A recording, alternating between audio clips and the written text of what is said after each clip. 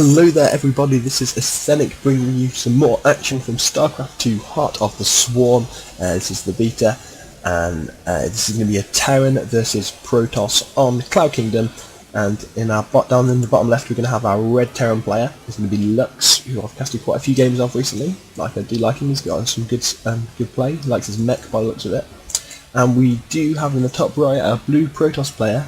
It's a Valikyr, or that's how I'm going to say it anyway, Valikyr. So it is going to be this Terran vs Protoss, Cloud Kingdom. Very interested to see what's going to be going on after the patch that just happened. I have casted one game so far from this newest patch, so do check that one out. It's the Muslim game, the Muslim vs Blade, I believe. But yeah, so there is going to be some big changes for both races here. Terran obviously have had a big buff really. The Raven has changed a little bit. With the Seeker missile, Medevacs have got a big buff of emergency thrusters, which is a speed boost for them, which is on the cooldown, and an upgrade that will make them a lot more efficient in healing troops. The Thor has changed, so it's no longer got strike cannons, no longer got an energy bar, so that should help it against Protoss, but it does have a slightly different attack to air if you activate that. What else is there? The Reapers a little bit quicker, become a little bit quicker, both before and after their speed upgrade. So yeah, they should be very interesting in TBT now. I'm trying to think. I think that's about it. Apart from the Hellbats have got an sort of a better arc of radius for their effect damage as well.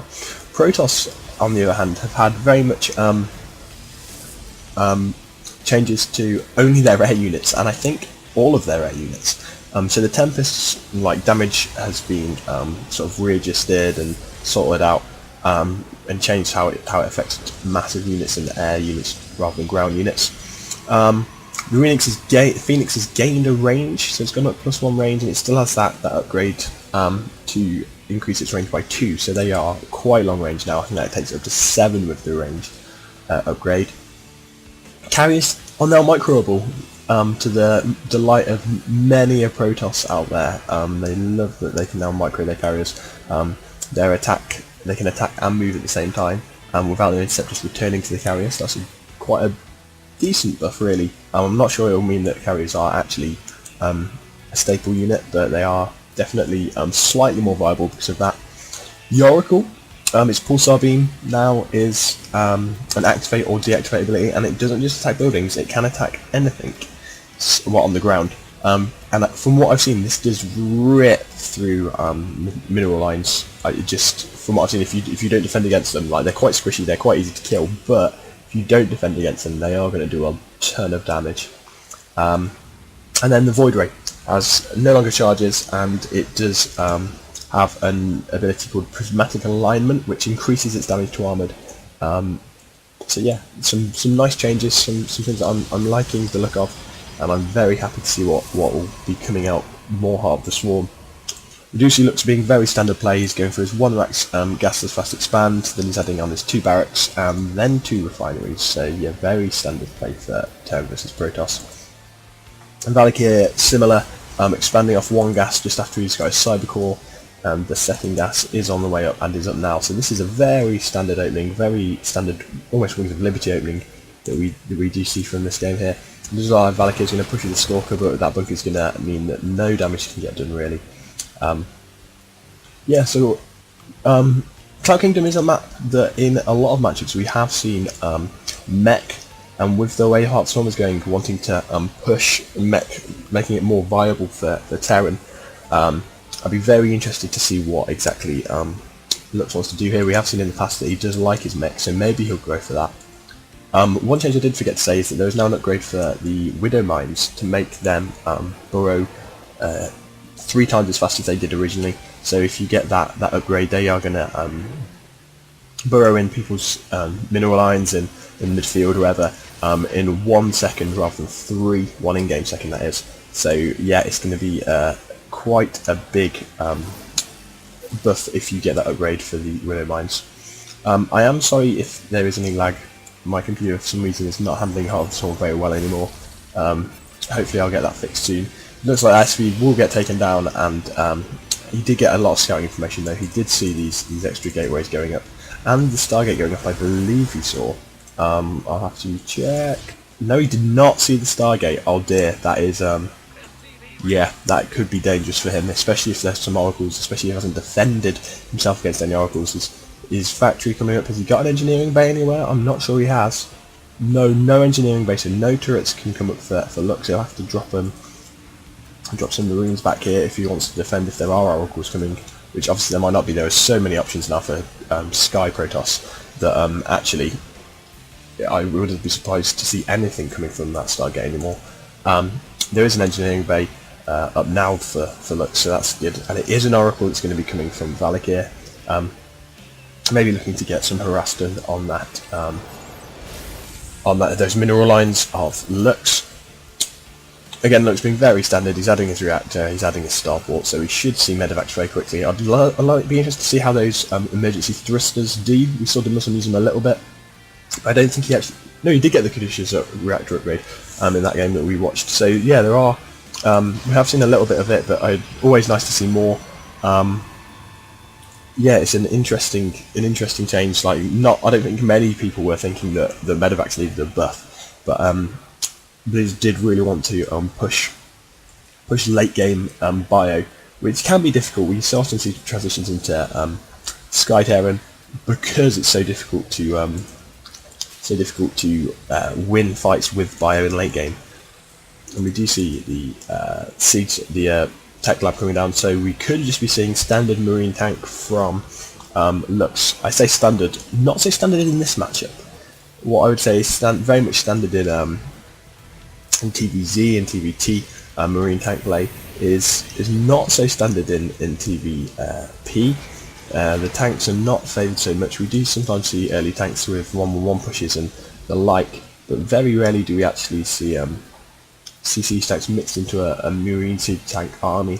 Normally it's just straight bio and medevac, so that should be interesting. These oracles are going to come down just as Lux pushes out over here, so it looks like he might not have anything really to defend this, which would do that. I think that the marine might have spotted these, and these are going to do a lot of damage if there's no pull from the SCVs. If there's no, oh wow, just look at these going to absolute town on Lux's mineral line. Look how quickly they kill these things, and only more orders popping out so far.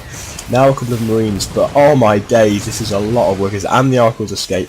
That's 13 workers killed. Lux is going to be pushing in up here though. He really needs to do some damage to get back at that. Take down this third, maybe cause a cancel. It does get cancelled. But Lux is going to be slightly behind on economy now because of that. He does have a 12 worker deficit, which is not ideal. Does look like he wants to drop into the main though, using this mobility he's got with his medevacs, and using this, abusing this ridge, this cliff here that we do have on Cloud Kingdom. And he is already pumping out the Vikings to deal with this Colossus tech. He is going to focus down that robotic Spain. He does get it, and it looks like he's going to just try and sneak away. Oh, Sentries, he does use his emergency sisters, and that does help him get away.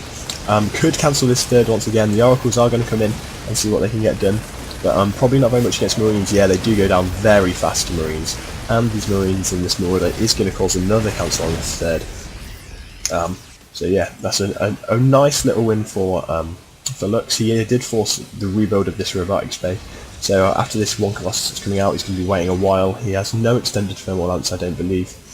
So yeah, a nice little win for Lux to come back in after losing 13 workers to those oracles. He's going to station these Vikings about, a little bit paranoid about what could be coming. Those oracles did evaporate that mineral line pretty quickly, but as soon as there were marines about, they did have to run away. We do see that Lux is currently at 1-0, pushing up to 1-1 soon. Valikyr 1-0 as well, and he's got 4 upgrading he has, so they're both very even on upgrades. And the minute we do see that Lux's army value is quite a bit higher with that force rebuild of that Colossus, robotic spay. The Colossus are going to take a while before they're popping out again, which is really going to be the mainstay of Valakyr's force. And with these Vikings up for Lux, he is very early getting ready to deal with those, and we do see the Caduceus reactor upgrade coming in. So those medevacs will be healing at quite a ridiculous rate.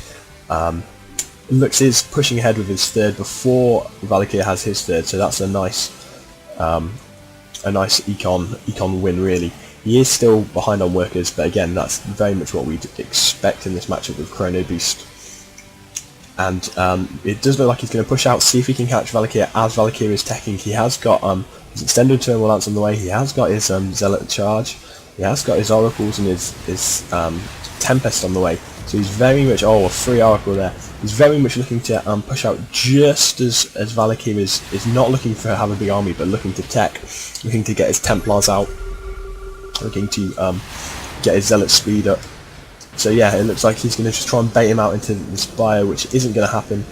He might wait for his Caduceus Reactor upgrade, which is interesting. Oh, the Oracle with the slow there means that Valikyr can get a favourable engagement with those force fields as well. This is going to be very difficult for Lux. He can't really escape that very well. He does get a nice enough spread, but that is going to be a big push for Valikyr. He's doing quite a lot of damage, but these Zealots are all going. This Colossus not really doing enough damage, going to go down to these Vikings, which will really signal the end of this good defense from Valikyr, as these Marines just push forward, take out the Immortal. The Vikings finally take that Colossus down, and that is going to be not looking good for Valikyr now that Colossus is gone. He's got no AoE at AoE, and these Marines and Marauders just going to push up with this these medevacs above. The Zealot's going to do a decent amount of damage, but not enough. He really needs more AoE, which does not exist. The Vikings land to do more and more damage. I'm not sure Valikyr can defend this. He is warping in more Stalkers, but they go down straight away. This has been just a bit of a bopping, as Tasus would say. Valikyr has left the game. Lux did win the game and has taken that game. As Tasus would say, he just went and bopped him. Just not enough defense, not enough AoE, only the one Colossus. The drop in the main did very well taking out this Roller Bay, otherwise there would be 2 or 3 or 4 Colossus out maybe even, which would be far too many for his. There's just 4 Vikings to handle, so a nice little drop there. We didn't actually get to see the Caduceus to do much, it only came right at the end of that fight. And actually that wasn't really the most new unit focused game I've ever seen. But thanks for watching, do throw me a like or subscribe if you want to, and I will see you next game.